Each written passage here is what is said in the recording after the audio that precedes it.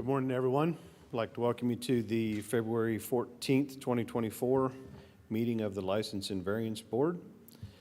I am Richard Garland, the Parks and Recreation Director, and I'll be presiding over today's meeting. To my left is Andrea Worthy, Economic Development Director, and Bo Jones, the Water Utilities Director, make up the License and Variance Board. With that, we'll get started with formal business. And item A, V24-008, which is a variance request to reduce the side setback from 10 feet to 4 feet on land lot 452 at 995 Valley Drive. Sandra Toe is the applicant, and at the request of the applicant, this item has been requested to be tabled. Do I have a motion to table item V24-008? So moved. Do I have a second? Second. We have a motion and a second. All those in favor? Motion passes. Item B, V23-081 is a variance request to reduce the western side setback from 10 feet to 4 feet.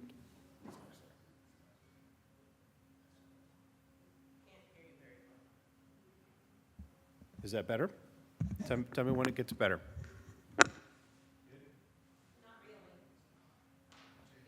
How about that? Is the mic working? I believe so. Is that better? I got to eat it, huh? Okay. All right, I'll get in it. Okay, Ms. Crow, would you give us the details on this, please? Well, now I have to figure this. Is it already on? Oh, well, great. Okay, can you guys hear me? Yeah. Okay. Well, good morning. Happy Valentine's Day. Thank you for spending the morning with me here. Caitlin Crow, Planner 1, Community Development. So the next, let's see, we have 5 variances on this one. I'm going to go ahead and read them all together, but as you're well aware, you are going to be voting on them separately, but that way we keep it a little bit more concise. So the variances are as follows. The first is V23-081 to reduce the western side setback from 10 feet to 4 feet. 2, V23-082 to increase the accessory building size from 25% to 57% of the primary dwelling. Number 3, V23-083 to reduce the accessory structure rear setback from 5 feet to 4.8 feet. Number 4, V23-084 to increase the accessory structure height from 15 feet to 18.4 feet. And finally, number 5, V23-018 to increase the maximum impervious surface area from 35% to 39.16%. So the subject parcel is a 0.35 acre lot, which is located right on the north side of Hillsdale Street, which is in the Beverly Heights subdivision. The property is currently occupied by a 1-story, roughly 2,000 square foot home with a workshop in the rear that's about 335 square feet currently. The existing workshop is currently non-conforming, and it encroaches into the side setback by 7.2 feet. The existing workshop is currently used by the homeowner as well as neighboring properties and is currently very limited in space. So thus, the applicant is proposing to completely demolish that structure and build a new 2-story, roughly 1,100 square foot detached structure in the same footprint. So this proposed structure will have 2 floors. The first will be the workshop. The second floor will be kind of a in-law suite, if you will, complete with a kitchenette, bathroom, and bedroom. So it will be primarily used by any adult members who are coming from out of state per the applicant. It will have a 4-sided shingle facade, which will match the shingle accents that's currently on the existing home. So due to the distance from the roadway, because of the lot structure, it will have limited visibility from the public right-of-way. The existing 2-story home, again, is only a little bit over 2,000 square feet, which means that the new structure is over the allowable 25% of that primary structure. Although the footprint is going to be 664 square feet, the calculations are pretty much doubled because of that second floor. However, this will limit land disturbance by not expanding the footprint for the neighboring properties. The structure height is also, again, going above 15 feet, but it's just to match the roof line of the existing home a little bit more consistently, and it's going to minimize any impacts visually. Due to the existing structure's non-conforming location, the most logical area is to replace it in the same area, again, to limit any land disturbance to the property and neighboring properties. After the expansion, the impervious coverage will be going over the 35% by 4.16%, which is roughly 637 square feet. To offset this, the applicant is installing a dry well just in front of the accessory structure. The city engineer has reviewed the application and is supportive of this mitigation method. Due to the close proximity of this structure to neighboring properties, we have received several letters of consent from those properties that would be most impacted. So the adjacent neighbors at 2759, 2749, 2771 on Fraser Street, and 1014 Hillsdale have all provided those letters. The neighboring home to the north is very far away due to the lot size and will have minimum impact.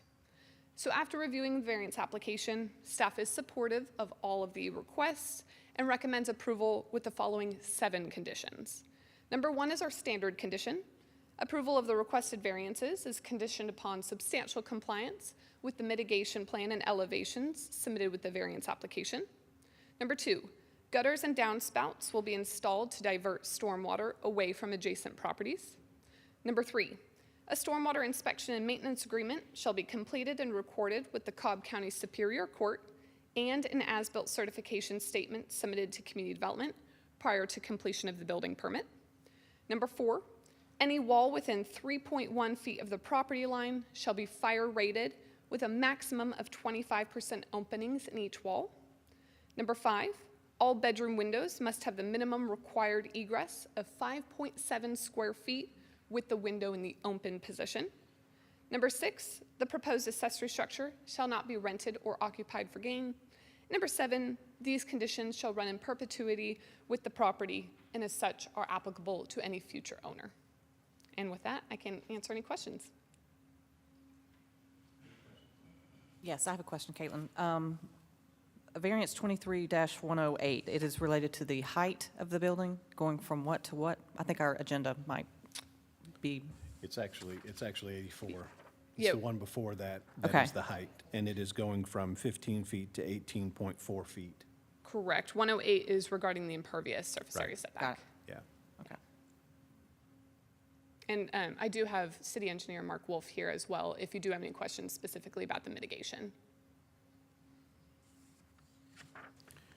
Yes, Mark, would you, just come talk to us about the mitigation plan real quick, please.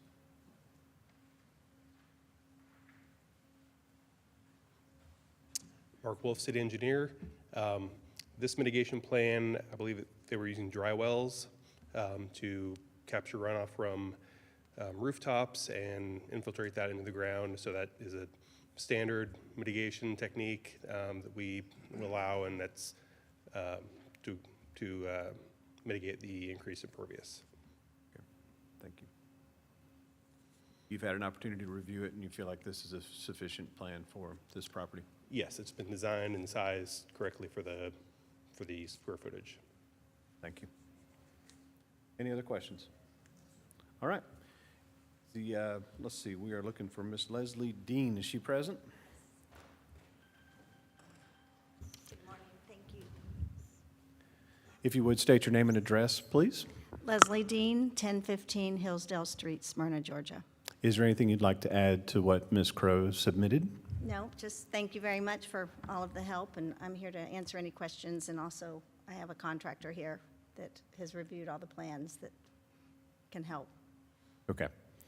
Well, because there are several, we have to Yes. take these one at a time. Of course. So we will go through them one at a time, and you'll see how this procedure works. But Sure. there's a little bit of a dog and pony show that we have to Sure, do of with this. You understand the conditions, and there are several. You understand the conditions, Absolutely. contractor is aware and know what Totally in needs to be done. agreement, yes. Excellent. Are there any questions for the applicant? Okay, Shall I thank say? you very much. Thank you. This is a public hearing, so if there is anybody present this morning who would like to speak for or against, and let's take these one at a time. This is for reducing the western side setback from 10 feet to 4 feet. If there's anybody here who would like to speak for or against this request, now is the time to do that if you'd step forward to the microphone. Seeing none, we will move forward and entertain a motion on variance request V23-081. There we go. Motion to approve variance request V23-018, reduce the western side setback from 10 feet to 4 feet, land lot 449, located 1015 Hillsdale Street. Leslie Dean is applicant. Second. We have a motion and a second. All those in favor, raise your right hand. All right. Item C is V23-082, which is a variance request to increase the accessory building size from 25% to 57% of the primary dwelling on land lot 449, again at 1015 Hillsdale Street. Leslie Dean, applicant. Ms. Crowe, is there anything else that we need to add on this? Not at this time. Okay. Ms. Dean, anything that you'd like to add on this one?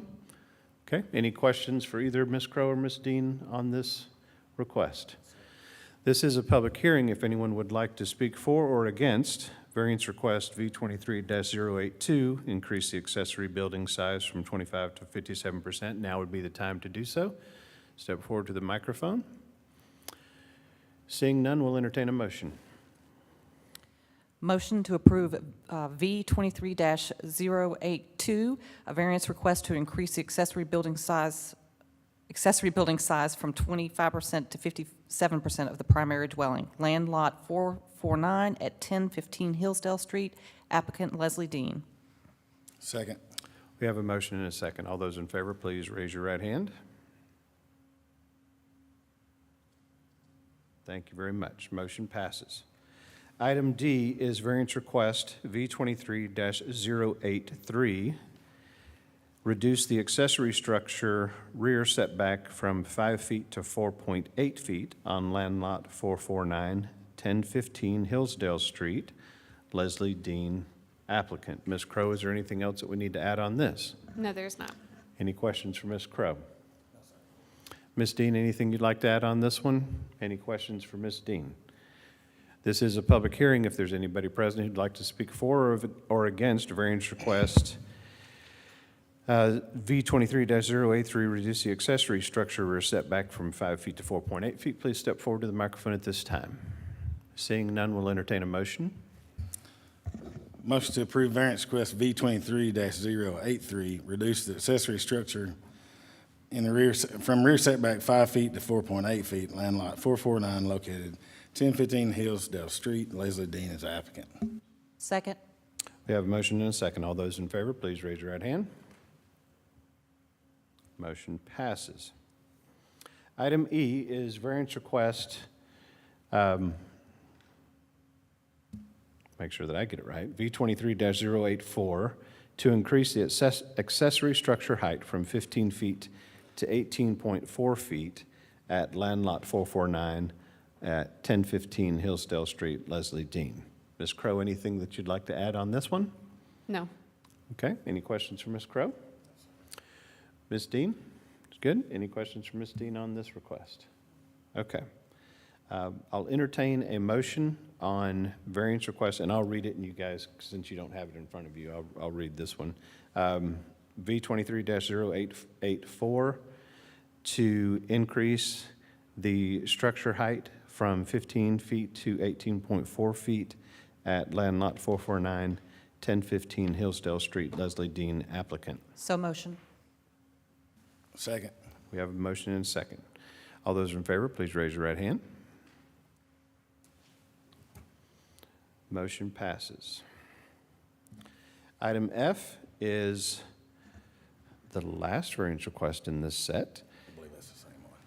No, it is, but this is for the surface area. My 108 is for bad. the surface area. Sorry, sir.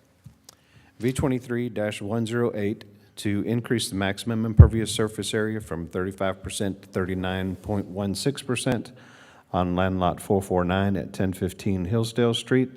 Leslie Dean, applicant. Ms. Crowe, do you have anything else to add to this? No, I do not. Any questions for Ms. Crowe? Ms. Dean, anything to add to this one? Any questions for Ms. Dean? No, sir. All right, well, this is a public hearing, and I don't think we did that on the previous one. But this is a public hearing. If there's anyone here who'd like to speak for or against this request, please come to the microphone at this time. Seeing none, we'll entertain a motion.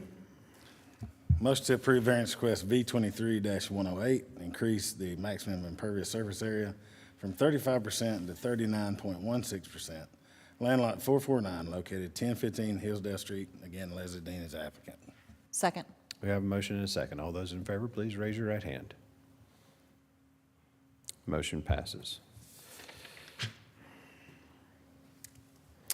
All right, we're on to item G, which is variance request V24-001.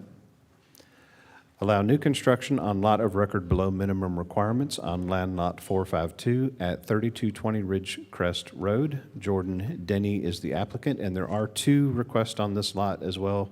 Ms. Crowe, would you give us a background on both of those, please? Yes, hello again, Caitlin Crowe, Planner 1 Community Development. So as you just said, there are two different requests for this one. So just like the previous variances, I'll read them both together and then you'll vote on them separately. So the first is V24-001 to allow for new construction on a lot of record below minimum requirements. And the second is V24-002 to reduce the southern side setback from 10 feet to 8.9 feet. So this subject parcel is a 0.27 acre lot, which is located on the west side of Ridgecrest Road, which is right at the intersection of Ridgecrest Road and Ridgecrest Drive. The subject parcel is located within the Smyrna Heights subdivision, which was platted back in 1951, which was prior to the implementation of the current zoning ordinance back in 1976. The applicant is proposing to demolish the existing 952 square foot home and build a new, roughly 3,000 square foot, two-story single-family home, which will consist of 4 bedrooms and 3 bathrooms. The facade will be brick on the front and then hardy plank on the sides and the rear of the home. Since the property is only a little over 11,500 square feet, while the R15 zoning district requires 15,000 square feet as a minimum, the variance is required prior to any new construction.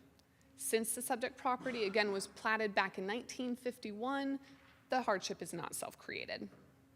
Additionally, as noted above, the one-story structure that's currently there is 952 square feet, but the minimum house size for R15 is 2,000 square feet. With the new construction, it will now be brought into R15 floor area requirements as well. The applicant is proposing to maintain the existing foundation of the home as well as the existing driveway to minimize any land disturbance to this property or surrounding properties. The structure is almost directly in the middle of the lot, and in order to add anything on either side, there would be an encroachment. So in this case, to be able to add a one-car garage, the property is going to be encroached, the side setback will be encroached by 1.1 feet. However, again, due to that existing driveway location, we do not consider this hardship self-created either. In fact, similar variance requests have been approved in this same neighborhood, directly to the north at 32112 Ridgecrest in 2021, and across the street at 985 Ridgecrest Drive back in 2005. So after reviewing both variances, staff do support the requests and recommend approval with the following standard condition. Approval of the requested variances is conditioned upon substantial compliance with the site plan and elevations submitted with the variance application. And I can answer any questions. Any questions for Ms. Crowe? All right, thank you. Thank you, ma'am.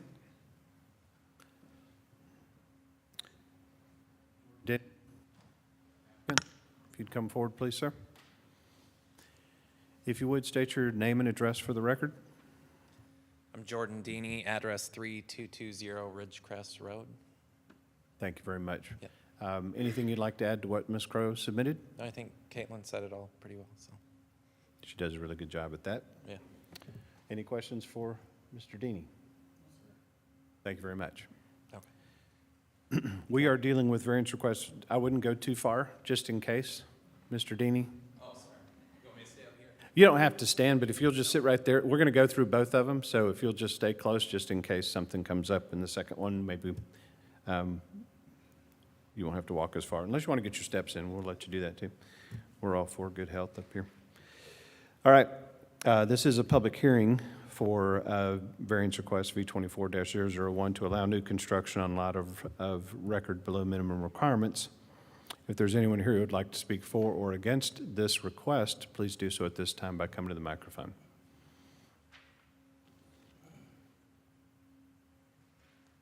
Seeing none, we will entertain a motion. Motion to approve V24-001, a variance request to allow new construction on a lot of record below minimum requirements in land lot 452 at 3220 Ridgecrest Road. Jordan Deeney, applicant. Second. We have a motion and a second. All those in favor, please raise your right hand. And the motion passes unanimously.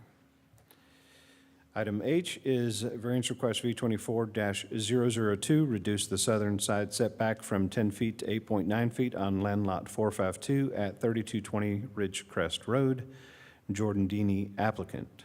Ms. Crowe, do you have anything else you'd like to add on this? I do not. Mr. Deeney? All right, any questions of either the applicant or Ms. Crowe? No, sir. This is a public hearing. If anyone would like to speak for or against this request, please do so at this time by coming to the microphone. Yes, ma'am.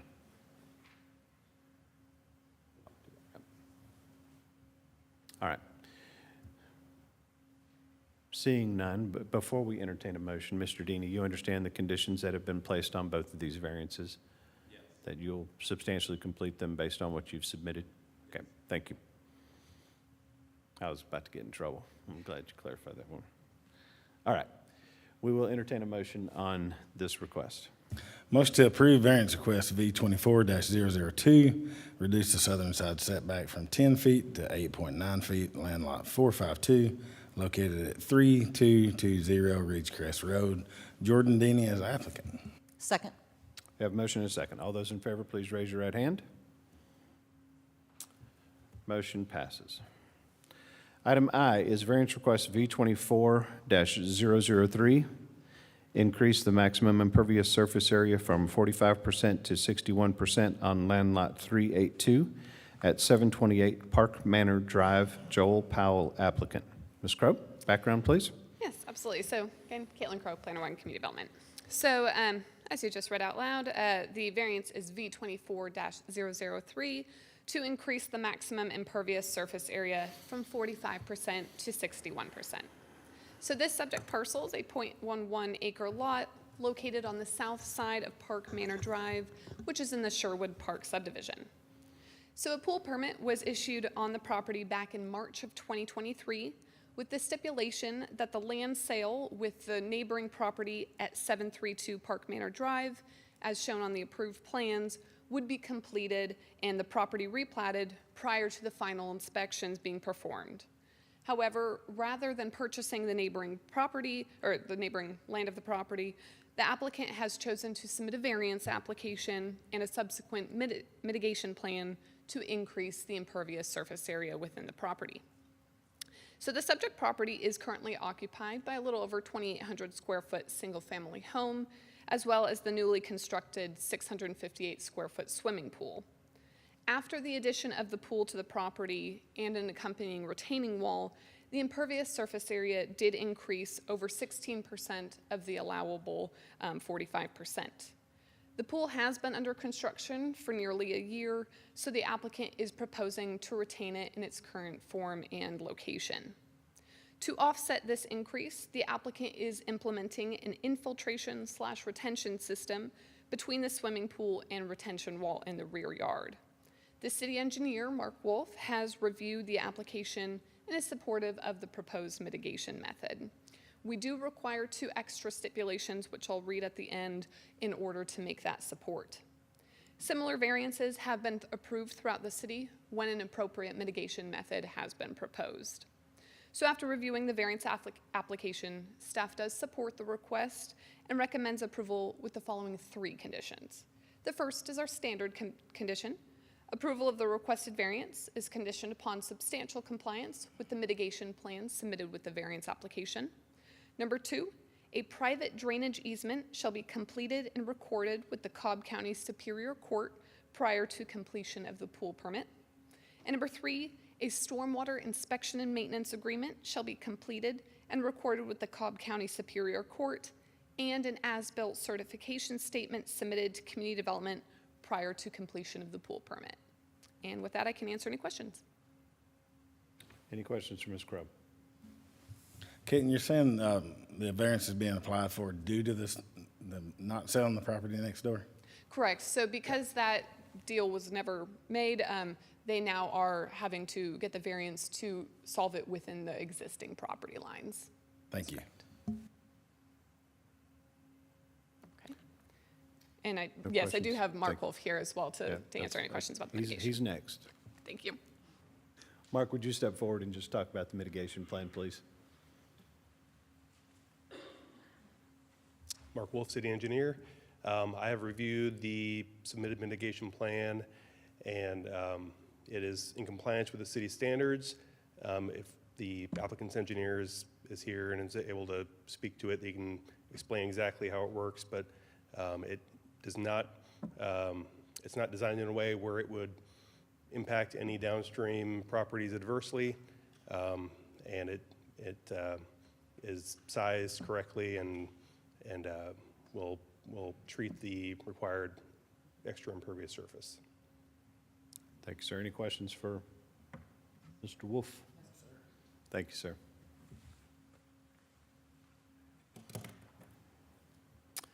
Is Joel Powell present?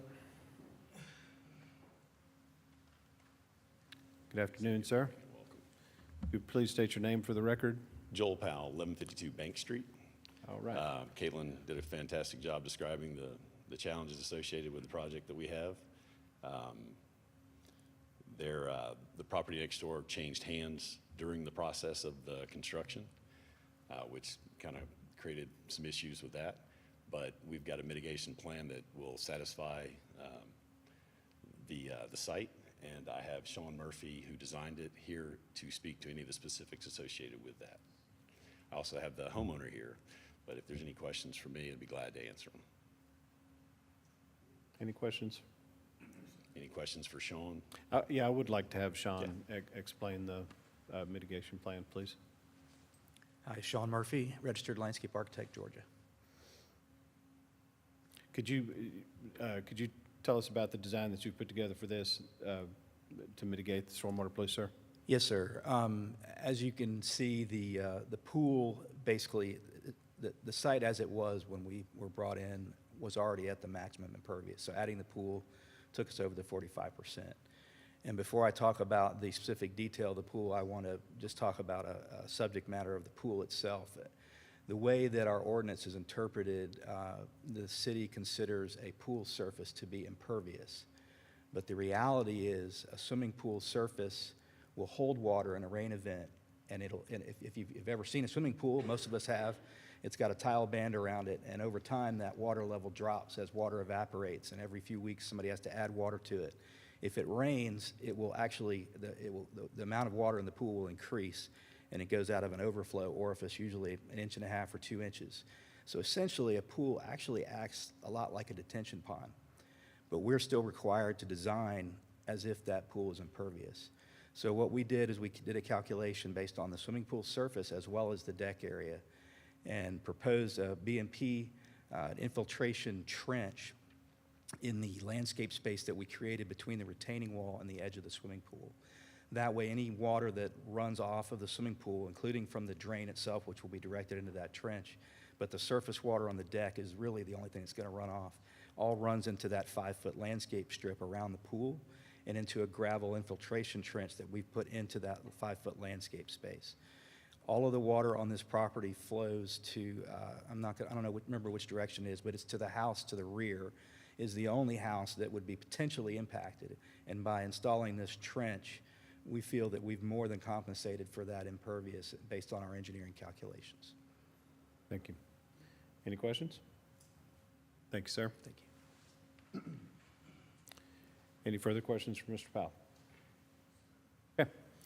This is a public hearing. If there's anyone here who would like to speak for or against this request, please do so at this time by coming to the microphone. If you would, state your name and address for the record, please, sir. Yes. Good morning, everyone. My name is David Patty. I am the neighbor due south at 732 Park Manor Drive. I'm brand new to Smyrna. I moved here in July. And just to be very clear, I'm looking for peace in the neighborhood. At no point am I looking to hold up the pool construction. I want the pool to be enjoyable for my neighbor. But I do have some concerns going forward. So I was the neighbor that moved in July and was sort of immediately faced with this sort of decision to sell land, which was very difficult. I chose to just keep the property lines as they are. I couldn't imagine all the headaches of having to deal with that. It was just the best decision for me at the time. Since then, since I moved in July of 23, there's been construction debris from the pool on my property the entire time, and I've been patient. You know, there's a construction with your neighbor. You just kind of be patient. You let it stand, but it's been there the entire time. And I have some photographs for the panel if you're interested. I took these about 3 weeks ago. So one of my concerns is, as we're moving forward with this pool plan, to return that common space, sort of the open space that's between the two lots, back to its original status without construction debris, without this large mound in the middle.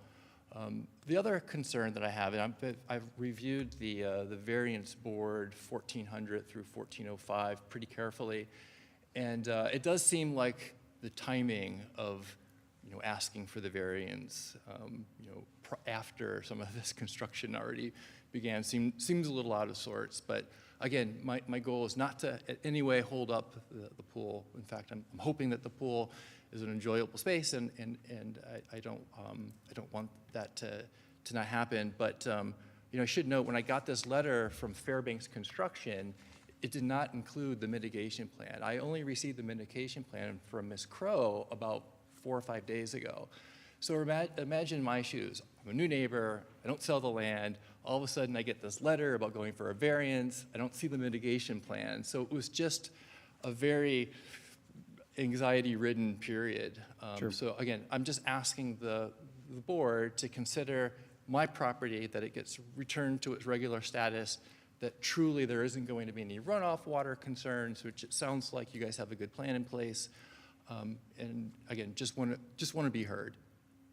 Well, thank you very much. I can tell you that from the License and Variance Board perspective, what is within our purview to consider is the variance request in front of us. Mm-hmm. If there are other issues, they fall outside the purview of what we can do as a License and Variance Board.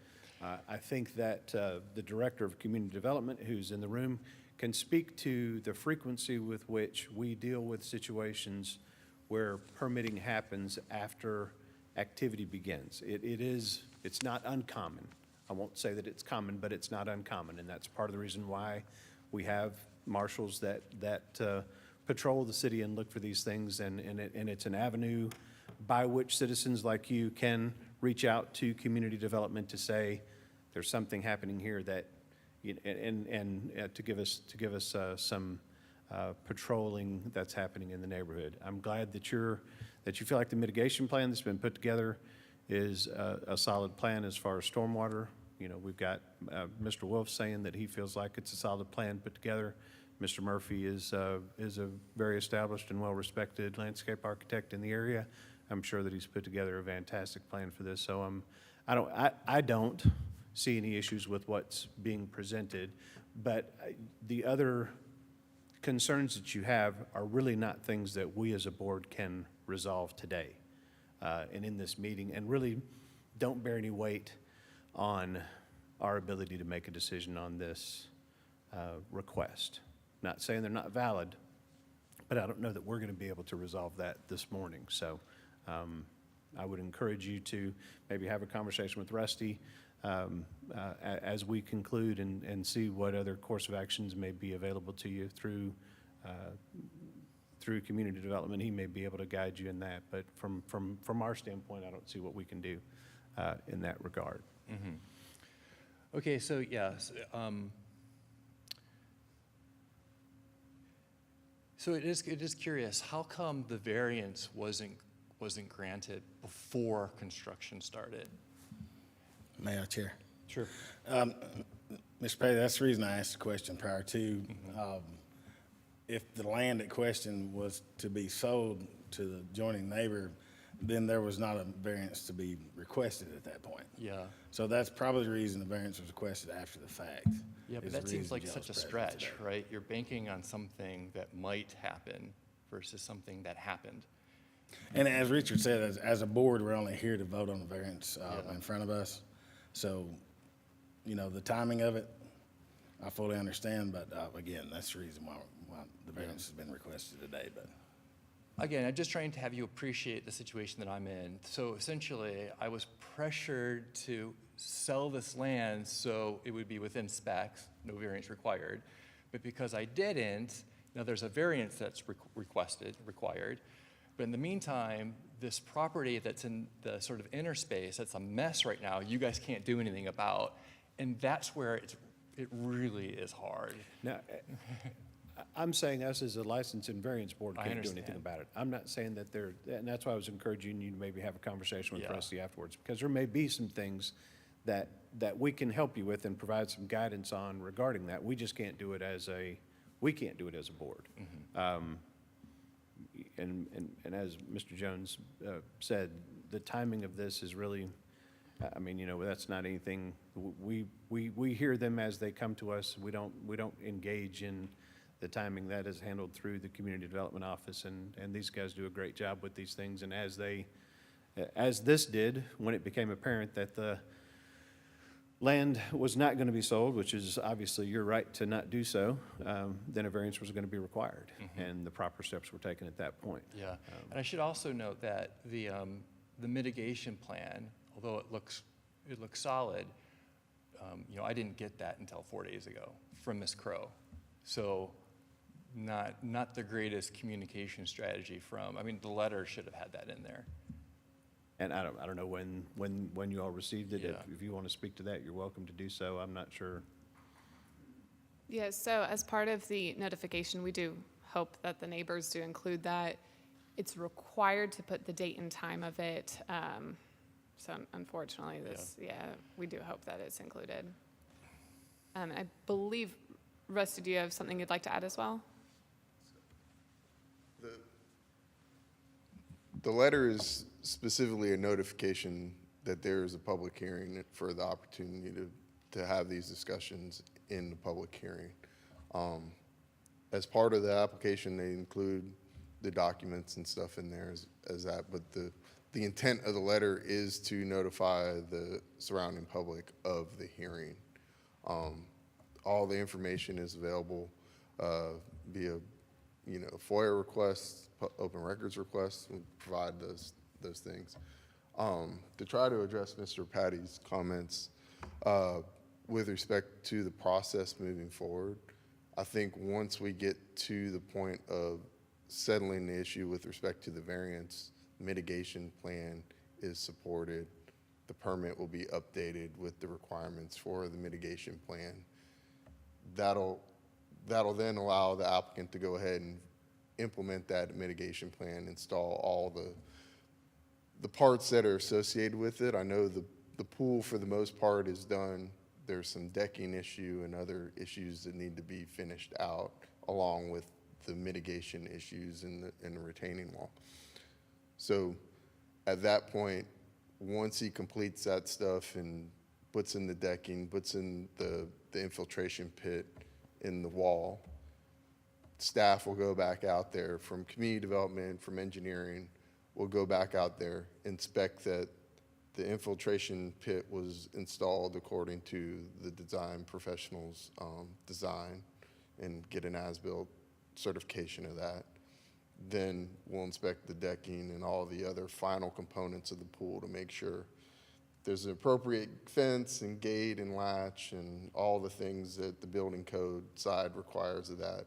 And then Mark's team, the environmental techs, will go and make sure the site is stabilized and everything else is finished at that point. The grading's done. We're not concentrating flow into one aspect, one point of release from the property, that we're not creating adverse impacts off-site. We can ask Mr. Powell how he plans to address the adjoining properties and sort of give information as to how that may be completed towards the completion of the project and what his plans are for that, and he can answer that. But, you know, ultimately, if everything gets stabilized, everything gets put in, and it meets all the code requirements at that point, we're releasing the certificate of completion at that point. And if there are encroachments or damages to adjoining property, those are typically handled through a civil issue at that point. You know, this is a unique circumstance. The applicant property owner was dealing with a previous property owner for negotiation for a land sale, and obviously all that stuff fell through with the change in ownership. Ultimately, you know, from the variance perspective, if there's a mitigation plan, we have typically approved those things and done that. The land sale would have just negated the fact that we needed to go through the variance process, but still, I think hopefully Mr. Powell work with Mr. Patty, work out what that grade and get rid of the spoils from the pool and all the other stuff, grade it out, landscape it, or sod it and put it back to its original form at that point so everybody's happy and moves forward. But Okay. if you have any other questions, I'll be happy to answer them. Any other questions for us? No. Thank you, sir. Mr. Patty, you good? Okay. All right. Is there anybody else here who'd like to speak for or against? Please come forward. If you would, state your name and address for the Sure, record, my name is please. Anthony Black. I live at 728 Park Manor Drive. This is my wife, Ashley Black. First of all, thank you for taking the time to do this. Thank you for taking the time to look at the information. And the only reason why I'm standing up is because I want to say publicly, I've lived in Smyrna more than 20 years. My wife has been here almost as long. We've been in the house for more than 12 years. And I just want to state publicly, in part because the board is here and I want to make sure it's said for my community of the person I am. I'm committed to making sure that that property is taken care of, as in Mr. Patty's property. I welcome him to the neighborhood. In fact, I'd love to get together whenever he's ready to have coffee or sit down and chat and work with him on the solution. That's never been the issue for my part. The one thing, particularly with holding up finishing cleaning it out, was because there was a lack of communication between the two of us on whether he wanted to sell the property or not direct to me, so I wasn't unsure. But then ultimately we had to go forward with that plan. But I wanted to protect the property by keeping the sill fence and keeping everything the way that it was so that there wasn't runoff into the property. And that was the number one reason why we left it that way after we moved the equipment. And I share all that to say I would have sped up the process faster had we been communicating more regularly. So hopefully this is the opportunity for us to begin regular communication as neighbors, and then we can sit down and work with the constructor on what the final product looks like in terms of returning it back to its original condition, or a condition, because it literally can't be put back the way it literally was, but in a condition that I think is both agreeable for both of us as homeowners.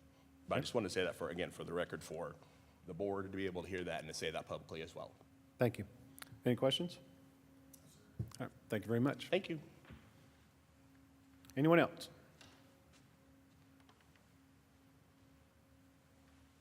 Okay. And before Ms. Crowe reminds me, I think I need to say you understand the stipulations that have been placed on this variance request and you will adhere to them? Yes. All right, excellent. Thank you very much. Okay, we will entertain a motion on variance request V23-003. Motion to approve V24-003, a variance request to increase the maximum impervious surface area from 45% to 61% in land lot 382 at 728 Park Manor Drive. Joel Powell, applicant. Second motion. We have a motion and a second. All those in favor, please raise your right hand. Motion passes. All right. Item J is variance request V24-004. Allow new construction on lot of record below minimum requirements on land lot 488 at 1181 Bank Street. Joel Powell, applicant. Ms. Crowe, background? Yes, again, Caitlin Crowe, Planner 1 Community Development. So just like previous ones, we've got two for this property. So again, I'll read them together and then you'll go ahead and vote on them separately. So the first variance is V24-004 to allow for new construction on lot of record below minimum requirements. And number 2 is V24-005 to increase the maximum impervious surface area from 35% to 45.5%. So this subject parcel is a 0.34 acre lot located on the north side of Bank Street. This property was platted way back in 1910, which again is prior to our current zoning ordinance, which was implemented in 1976. So the applicant demolished the former about 2,000 square foot home in December of 2023 and is proposing a new home of almost 3,500 square feet, which will be 2 stories and will have 4 bedrooms, 3 bathrooms, and 2.5 bathrooms inside. The facade will be a mixture of board and batten, as well as hardy plank with a brick water table. So since the property is just below 15,000, it's actually 14,870 square feet, a variance was required to be able to bring in a new home. However, again, since this property was platted back in 1910, this hardship is not self-created. And additionally, the existing one-story structure is 1,988 square feet, which again is just below the required 2,000 square feet of the R15 floor area. So thus, with the new home, it's also being brought into compliance with the floor area requirement. With the new home, the applicant is also proposing a swimming pool in the rear of the property. This will bring the applicant over the required impervious coverage of 35% by 10.5%. To offset this impervious surface area, an infiltration basin will be constructed near the rear of the property. So the city engineer has reviewed the application and is supportive of the request. After reviewing the variance application, staff is supportive of both requests and recommends approval with the following 2 conditions. The first conditions are standard condition. Approval of the requested variance shall be in substantial compliance with the mitigation plans submitted with the variance application. And number 2, a stormwater inspection and maintenance agreement shall be completed and recorded with the Cobb County Superior Court and is at an as-built certification statement submitted to community development prior to completion of the pool permit. And I do have Mark Wolf here as well to answer any questions on the mitigation. Other than that, I can answer any other questions.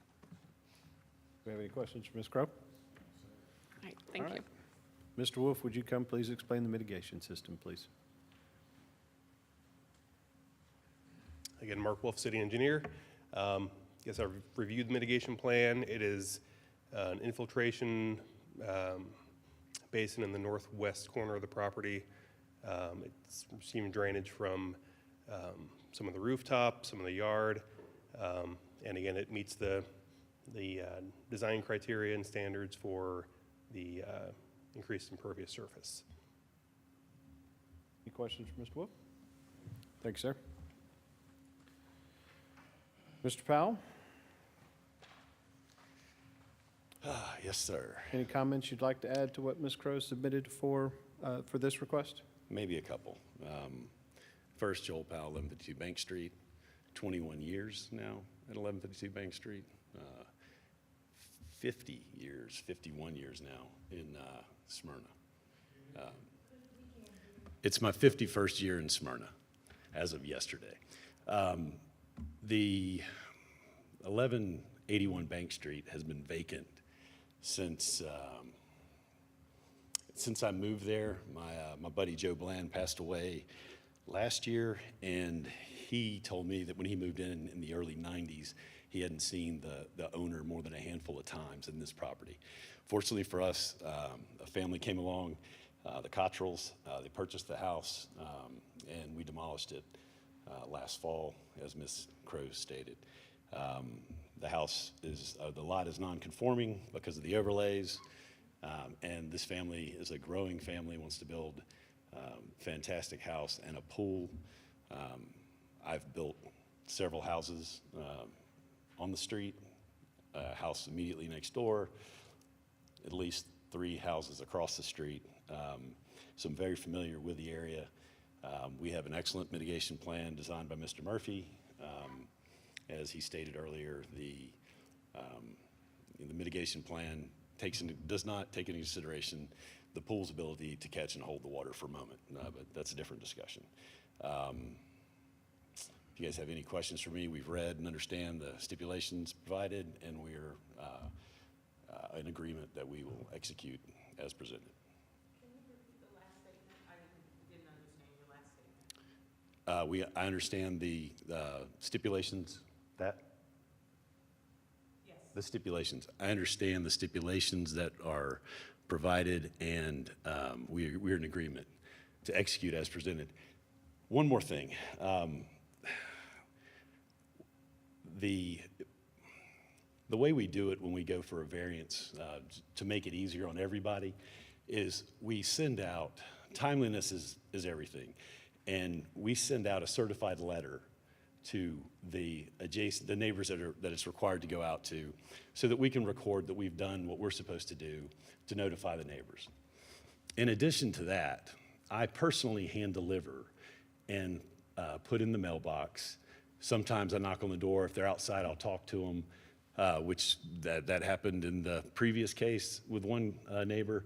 But I put the exact same letter and a letter explaining what this letter is, that if they don't want to go get the certified mail, or if they're not home when the mailman runs, that they don't need to. Everything's contained in this letter.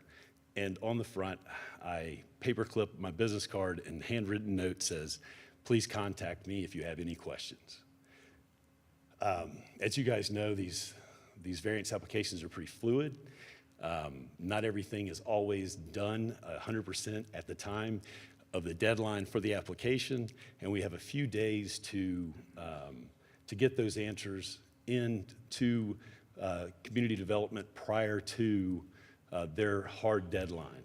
The last thing I want to do is take a plan that we're working with the city engineer on that's not 100% complete, put it in a document, submit it to the neighbors, and then have that change inside those few days while the communication is ongoing with community development or the city engineer.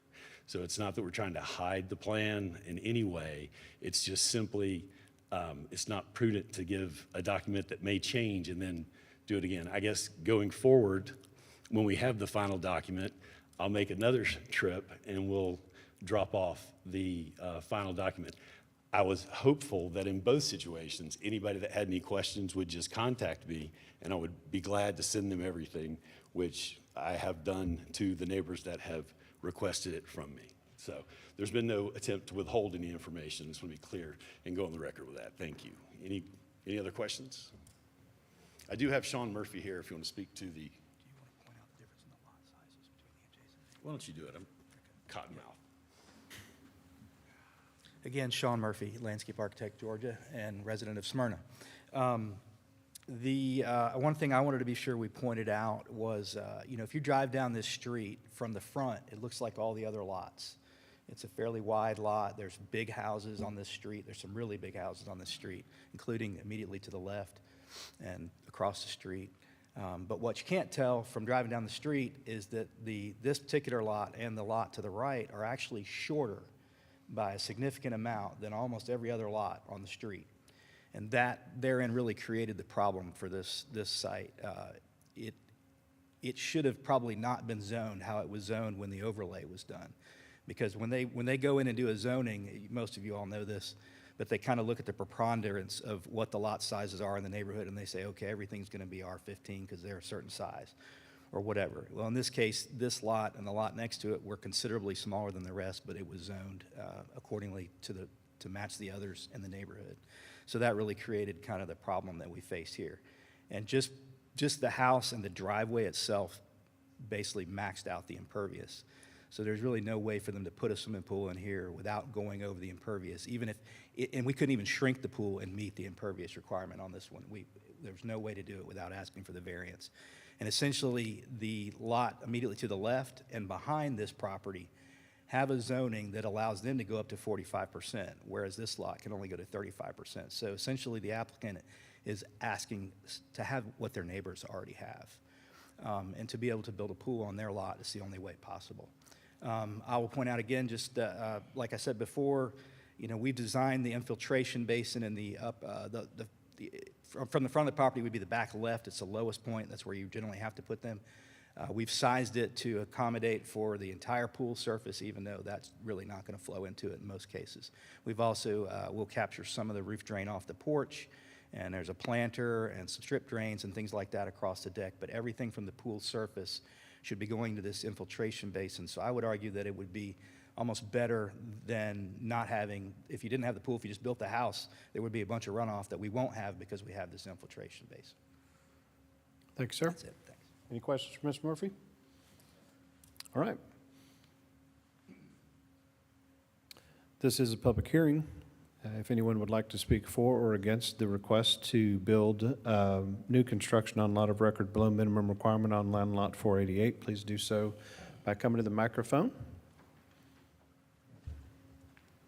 If you would state your name and address for the record, Amy please. McLean, 1171 Bank Street, and so I'm the one just west and just below grade on the new house. So from the very beginning, when it was the old house, the drainage was atrocious. It would just shoot through my yard and everything else. So I'm hoping, based on, I've been in touch with Joel and Sean and Mark and pretty much everybody in regards to like, what are we gonna do before even any of the drawings started? And so I just, that's my biggest concern. And as I told Joel, I don't care if they put a landscaped parking lot there as long as the drainage is controlled, and not just for myself, but also for everybody else down the hill from me too. So, and I think from what I've understood here and in talking to them previously, it sounds like they have a good plan in place, and I'm just hoping that it works as planned.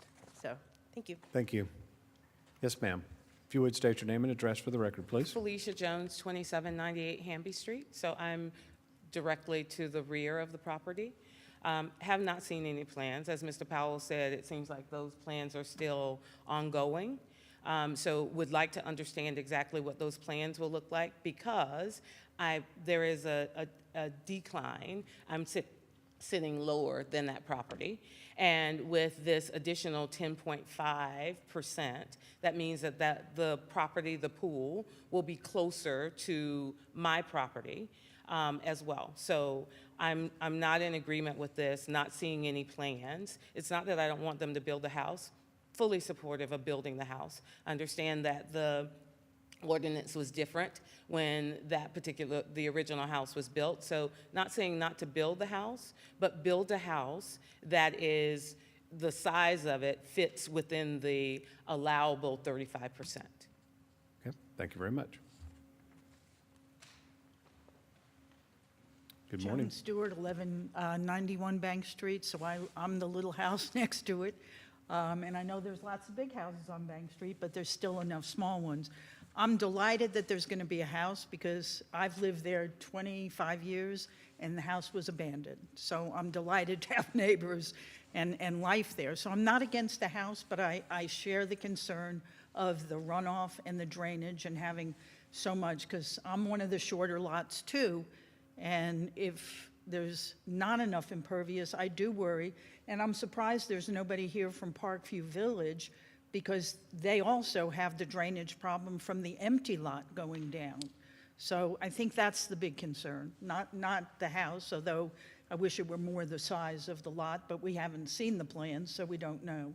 But just for the runoff, I think we're all concerned about that. Okay. Thank you. Anyone else?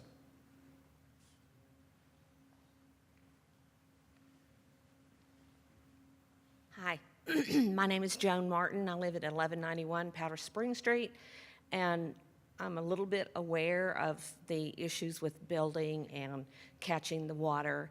And I know they keep saying that there's mitigation efforts.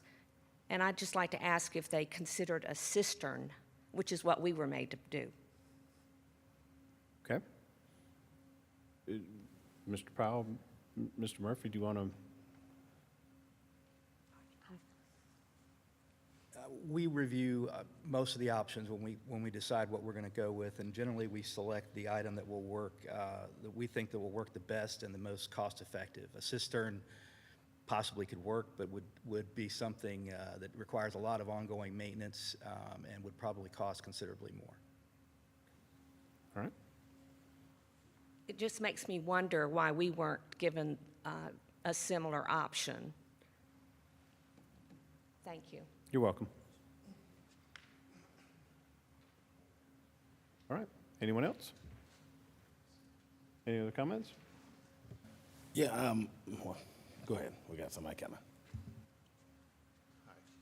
I'm Ray Vito. I live at 1191 Potter Spring Street.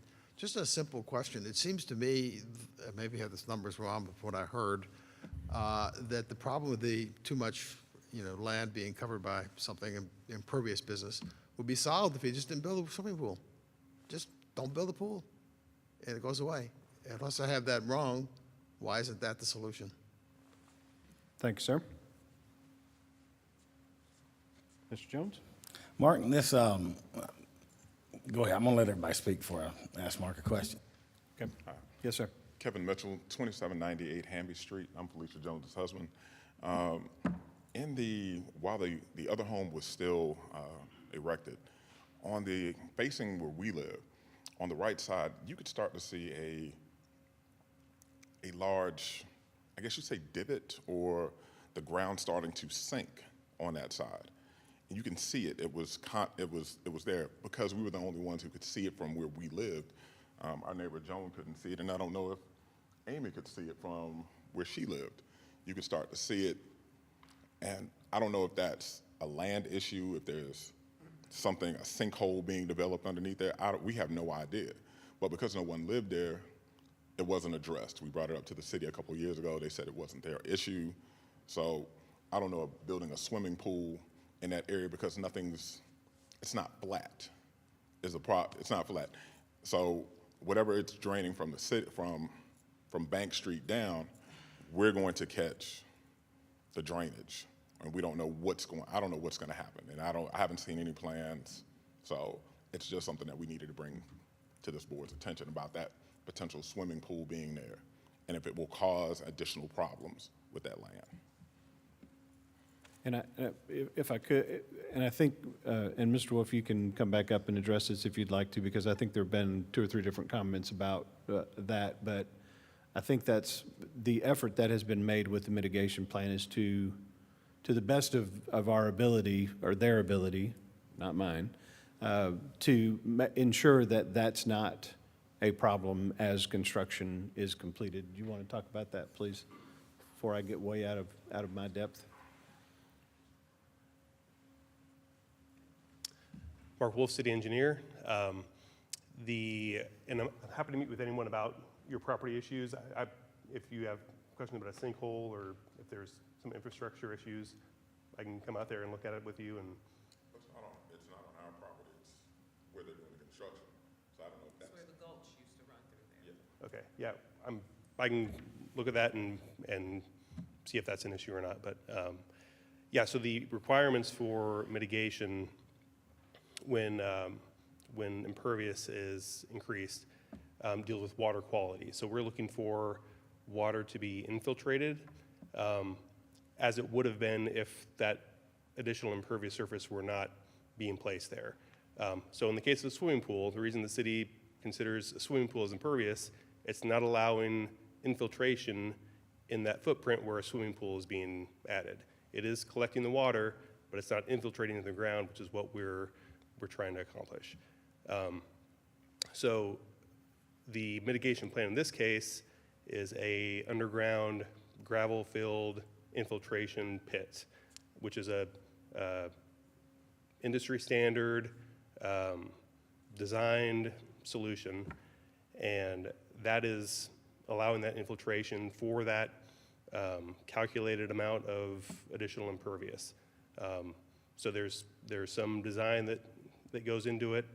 A cistern, I don't know the details of the property with the cistern. That would hold the water and potentially release it slowly over time. But in this case, the solution they came up with is appropriate for the application. Thank you, sir. Yes, sir. Mr. Martin. And just to clarify about the process, the design professionals for the property owners are the people that generate the solution for the problem. We just review those requests against the city code to make sure that they meet city code. So if one property has a cistern and one property has something else that solves the problem, those are planned by the design professionals for those individual projects. Those are not dictated by the city as you only have one method to do this. So I just wanted to clarify that there are a variety of ways to address the issues. It is site specific a lot of times, and these builders and homeowners are having to address specific issues on their property. Some solutions solve the problems and some don't, and those are based off the design professional that they're working with to create those solutions. Okay. Thank you, sir. Okay. Mr. Jones? Did you have a comment? No, they both answered my questions, so Okay. thank Awesome. you. Any other questions? Hearing none, we'll entertain a motion on variance request V24-004, allow new construction on lot of record below minimum requirement on land lot 488, located at 1181 Bank Street. Motion to approve V24-004, as Chair said, to allow construction of, excuse me, this thing's a little close, on lot of record below minimum requirements, land lot 448, located 1181 Bank Street, Joe Powell, as applicant. Second. We have a motion and a second. All those in favor, please raise your right hand. Motion passes. Variance request V24-005 is to increase the maximum impervious surface area from 35% to 45.5% on land lot 488 at 1181 Bank Street. Joel Powell applicant, and Ms. Crowe has already discussed this. It's been a while. Is there anything we need to update on this? Not at this time. Okay. Any questions, Ms. Crowe, related to this? No. Okay. Mr. Powell, anything else you'd like to add related to the impervious surface? No, other than to reiterate that the 45%, we're asking for 45.5%. The 45% is allowable in similar circumstances. I'll leave it there, but anyway, but no, we are in agreement with the stipulations as presented.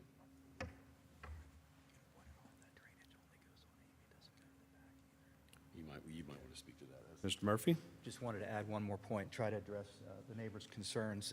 The topo clearly drains to Miss Amy McLean. I don't know what your last name is. Mr. Murphy, if you would step a little bit closer Yeah, to the sorry. microphone for those that... All of the drainage goes to if you were looking at the house, it would be the back left corner downhill. Actually, some water comes off of their property onto the Powell's proposed project here. And the subsidence, I did notice that, and we suspect a tree or something been buried in that backyard or was cut down, sorry. A tree was probably cut down at some point in time, and there's an area of subsidence in the backyard that will be addressed during the construction, no problem. Okay, thank you, sir. Any questions for Mr. Powell? This is a public hearing. If anyone would like to speak for or against this variance request, you can do so at this time by stepping to the microphone. Seeing none, we'll entertain a motion on V24-005. Motion to approve V24-005, a variance request to increase the maximum impervious surface area from 35% to 45.5% in land lot 488 at 1181 Bank Street. Joel Powell applicant. Second motion. We have a motion and a second. All those in favor, please raise your right hand. Motion carries. Item L, is variance request V24-006, allow new construction on lot of record below minimum requirement on land lot 554 at 3689 Ashwood Drive. Carlos Guzman, applicant. Ms. Crowe? Yes, thank you. Caitlin Crowe, Planner 1 Community Development. So, as you just read out loud. Hold on just 1 second, Ms. Crowe. Yes, of course. If you're going to have conversation, please do so outside the chamber. Thank you.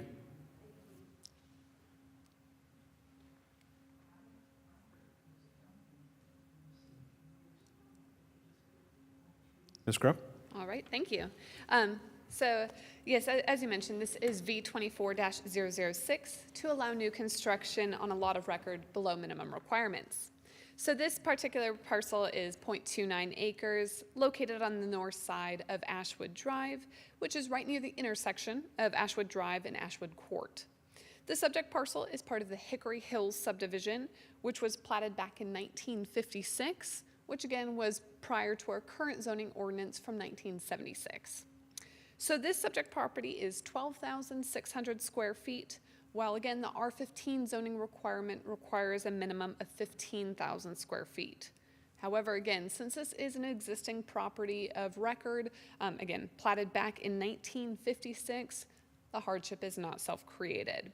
If it were not for this non-conforming lot, no other variances would be required to put in this new home. So the applicant is proposing to demolish the existing 1,082 square foot house down to the foundation, and will build back a little over 2,700 square foot, 2-story single family home, which will consist of 4 bedrooms and 3.5 bathrooms.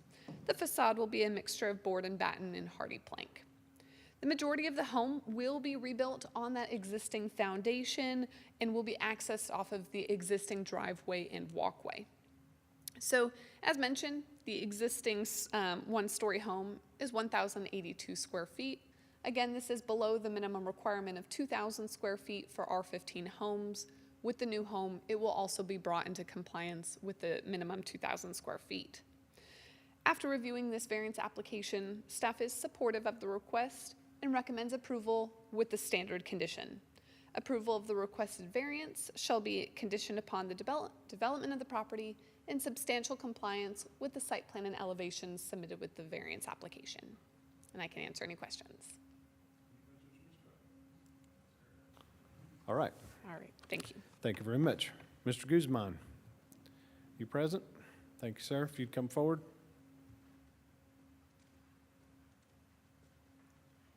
Good You have anything you'd like to, go ahead, I'm sorry. Yeah, good morning, Carlos Guzman, and 3689 Ashwood Drive. Okay. You have anything you'd like to add to what Ms. Crowe's background? No, thank you for the description. That's basically what we're planning on doing.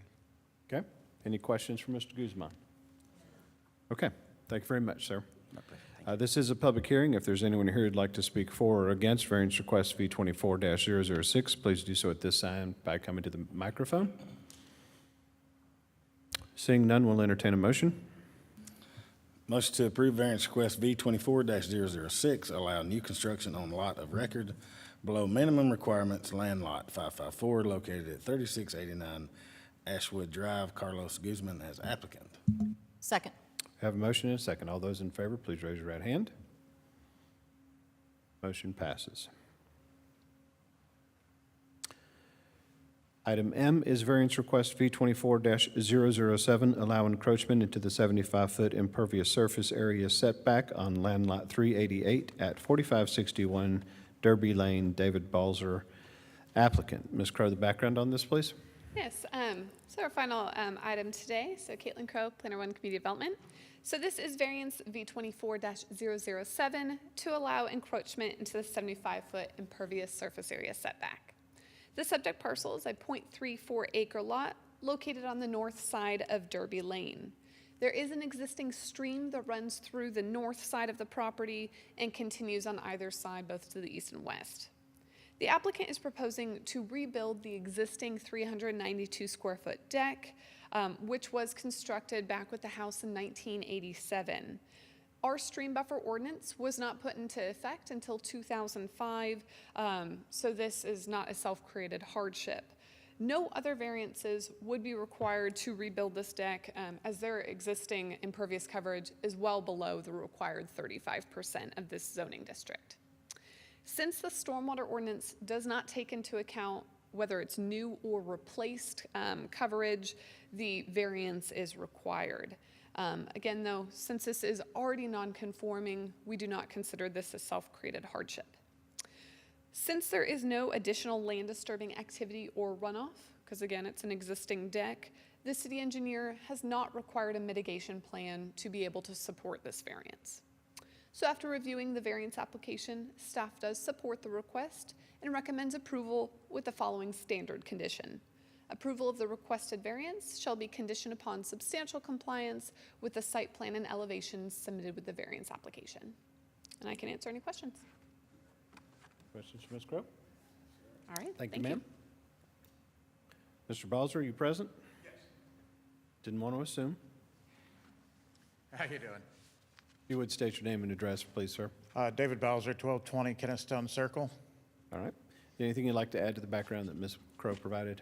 No, that's pretty much it. Deck was built prior to the current codes. He just needs replacement and egress from the back of the house. Okay. You understand the conditions that have been placed on this request? All right. You're willing to uphold those conditions? Yes. Excellent. Any questions for Mr. Balzer? All right. You have a seat, sir. Thank you very much. This is a public hearing. If there's anyone present who'd like to speak for or against this request, please do so by coming to the microphone. Let it be stated for the record that there's no other citizens present other than staff and the applicant. Hearing none, seeing none, we will move forward with a motion to approve. Motion to approve V24-007, a variance request to allow encroachment into the 75-foot impervious surface area setback, land lot 388 at 4561 Derby Lane. David Balzer, applicant. Second motion. We have a motion and a second. All those in favor, please raise your right hand. It's approved unanimously. Item 5 on the agenda is the approval of minutes from January 24th, the minutes from the License and Variance Board. That is MIN 2024-018. Do I hear a motion to approve? So moved. Second. We have a motion and a second. All those in favor, please raise your right hand. Motion carries. Any other business to come before the board this morning? Hearing none, we'll adjourn. Mark, I've got a question, off the record.